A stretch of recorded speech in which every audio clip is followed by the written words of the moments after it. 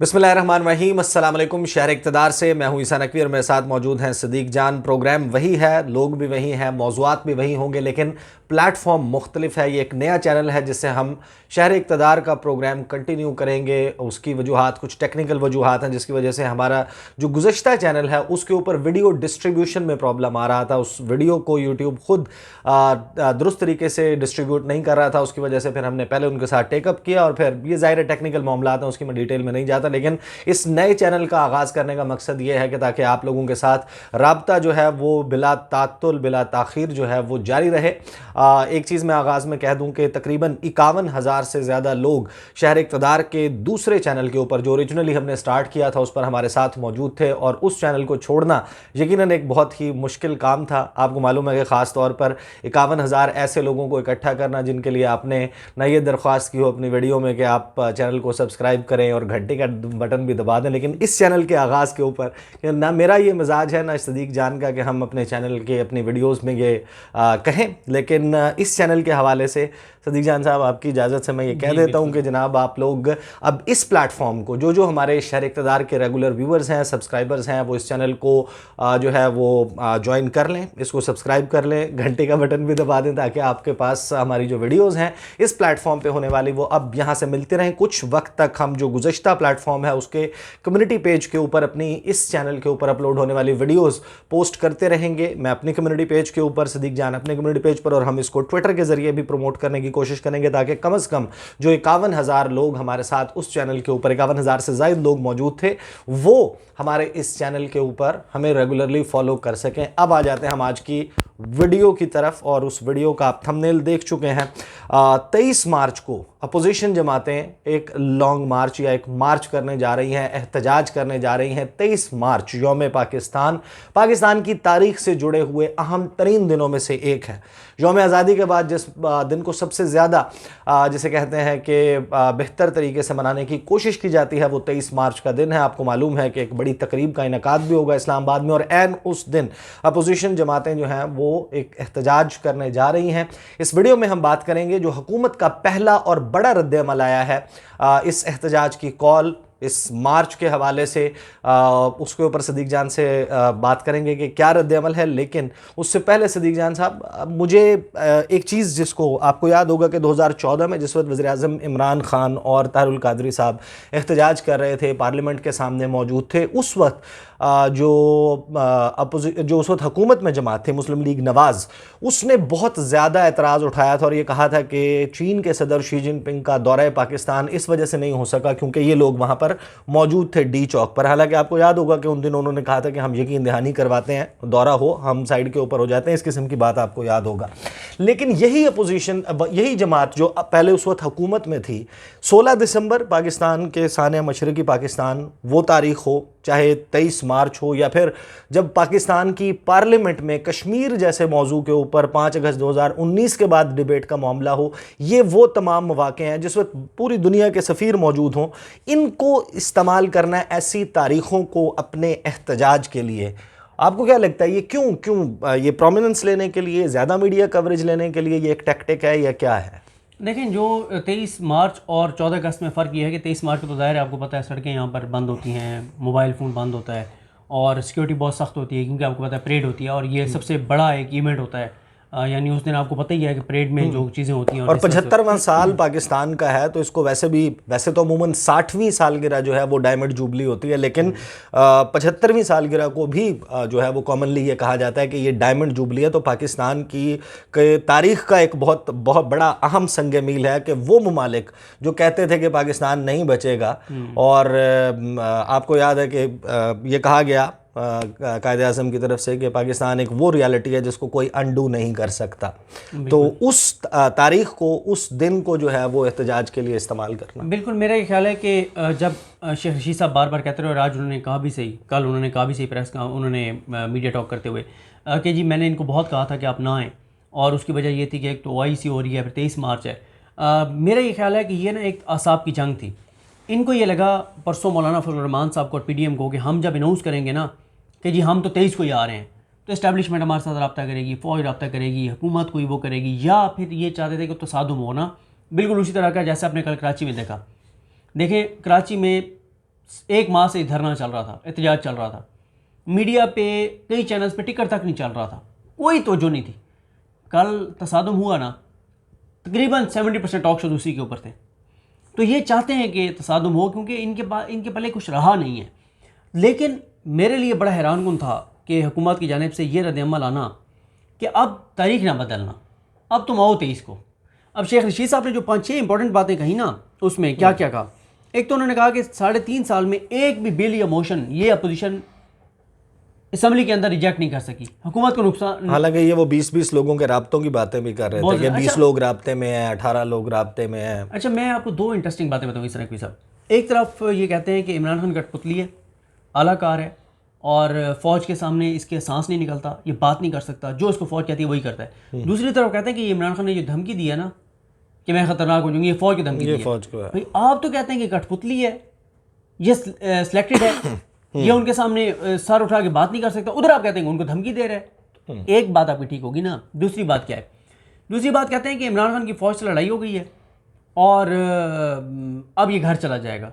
अच्छा, फिर इनसे कहा जाता है अच्छा आप अदम एतमाद क्यों नहीं ला रहे? कहते हैं वो फ़ौज बंदे पूरे कर देती है फ़ोन करके।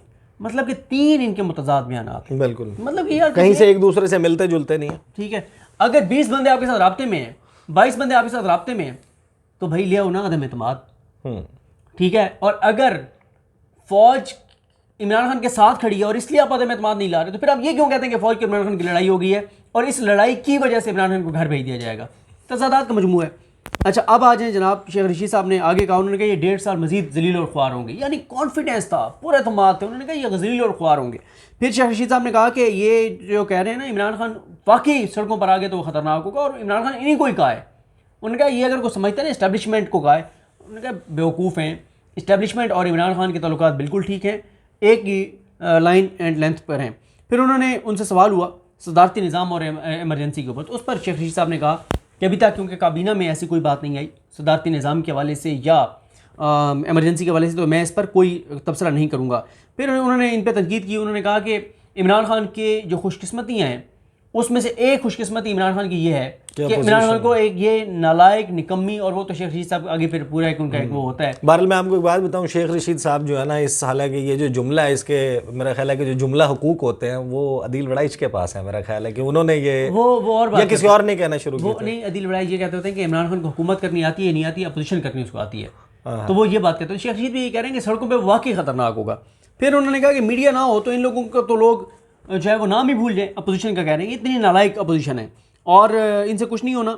उन्होंने कहा कि इनकी हालत ये है कि ये कोई वीडियो टॉक करते हैं तो बाद में फ़ोन करके पूछ रहे होते हैं कि मैं टीवी पे आ रहा था या मैं नहीं आ रहा था। यानी इनकी टोटल ये इनकी बात है। शेख रशीद साहब कह रहे हैं ये, क्योंकि ये तो सारी बात उनकी ठीक भी नहीं है शेख रशीद साहब की, ज़ाहिर है अपोजिशन का एक इंपॉर्टेंस तो है, उसे आप इत्तफाक या इख्तिलाफ कर सकते हैं, और ज़्यादा बाकायदा किसी भी जमहूरी माशरे में अपोजिशन का हक भी है एहतजाज करना, अपने हुकूक के लिए आवाज़ उठाना, उसके लिए। लेकिन जाहिर है कि हमारा लाइक मीडिया में होते हुए हमारा एक मौक़िफ़ जो है वो थोड़ा सा डिफरेंट है कि यार आप कम से कम जो कौमें दिन है, जो पूरी दुनिया में बड़ी बड़ी कौमें हैं वो उसको बड़े कर्रो-फर से बड़े आलीशान तरीके से मनाती हैं। आप ऐन उस दिन ये इसी तरीके से आप फिर 14 अगस्त को फिर आप कोई इस किस्म का ऐलान कर देंगे कि 14 अगस्त को हमने इस्लामाबाद बंद कर देना है या इस किस्म का ऐलान कर दें। उन्होंने ये बात कही, उन्होंने यही बात की जो आप कह रहे हैं। उन्होंने कहा मैं धमकी नहीं दे रहा, मैं तो ये कह रहा था कि 23 मार्च हसास है, सैकड़ों हमारे OIC के ज़िम्मेदारान आ रहे हैं, इस्लामी ममालिक के ज़िम्मेदारान आ रहे हैं, यानी मुख्तलिफ वफूद आ रहे हैं, उसमें सैकड़ों लोग शामिल होंगे वफूद में टोटल। तो आपको इसलिए कह रहा था, बाकी आप अगर कोई चीज़ समझते हैं तो आप 23 को आएँ, आप हमारे लिए कोई मसला पैदा नहीं कर सकते, आप हमारे लिए कोई थ्रेट नहीं है। और उन्होंने ये भी कहा, उन्होंने ये हैरान कन था कि उन्होंने कहा कोई इनके लिए हम जो है वो रुकावट नहीं लगाएंगे, कोई रुकावट पैदा नहीं करेंगे। ये इंपॉर्टेंट इसलिए है कि अगर तो हुकूमत ने रुकावट डाली, रोका, तो खबरें बनेंगी। अगर हुकूमत ने, आपको पता है पहले भी क्या करेंगे, ये 23 तारीख को आके अब जाहिर है कि जो पाकिस्तान डे की परेड हो रही होगी उसको तो नहीं रोक देंगे ना। नहीं, जब इन्होंने नहीं, मैं वैसे कह रहा हूँ कि आप अगर आप एज्यूम भी कर लें इस बात को, और जाहिर है कि जिस वक्त एक पूरे दुनिया से, इस्लामी दुनिया से यहाँ पर डेलीगेशंस मौजूद होंगे, जो रेगुलर सेशन है काउंसिल ऑफ फॉरेन मिनिस्टर्स का OIC का, वो यहाँ पर उसका इजलास के मौके पर होंगे। उसमें से बहुत सारे जो हैं वो इस परेड में शिरकत भी कर रहे होंगे, देखने के लिए आएंगे, वो अखबार भी देखेंगे उस दिन का, तो वो उन तक क्या जो मैसेज जाएगा। देखें, आप ज़रा उस दिन के बारे में सोचें ना कि 23 मार्च को ये लॉन्ग मार्च कर रहे हैं, और अगर लॉन्ग मार्च स्मूथ आ रहा है, कोई रुकावट नहीं है, कोई पुलिस ने पहले भी हुकूमत एक बार ये कर चुकी है, मैं ख्याल मौलाना फजल रहमान साहब की बारी ये किया था, उनके जी आज है क्या हुआ, मौलाना साहब आगे एक साइड पर बैठ के कितने दिन बैठे रहे, बड़े बड़े दावे करके आए थे जिहाद करने जा रहे हैं, हुकूमत को गिरा के आएंगे, फिर क्या हुआ, लॉलीपॉप दे के मीठी इलेक्शन कमीशन वाला भी मार्च हुआ था, इलेक्शन कमीशन वो उसके बाहर भी आए थे कि गमला नहीं टूटेगा, फूल नहीं, वो एक उन्होंने सेंटर भी बनाया हुआ था। हाँ, वो शेख रशीद साहब में गया था, वो जो उन्होंने वो वहाँ पे आपने गालिबन वहाँ से वीडियो भी की थी। बिल्कुल, अगर हुकूमत ने रुकावटें पैदा ना की, हुकूमत ने इनको ना रोका, तो कोई इम्पैक्ट नहीं होगा। मतलब कि खबर बनेगी तब जिस वक्त कोई पंगा होगा, फड्डा होगा, रोका जाएगा, लड़ाई होगी, कोई डंडे चल जाएंगे, कहीं पर आंसू गैस का इस्तेमाल हो जाएगा, पथराव हो जाएगा।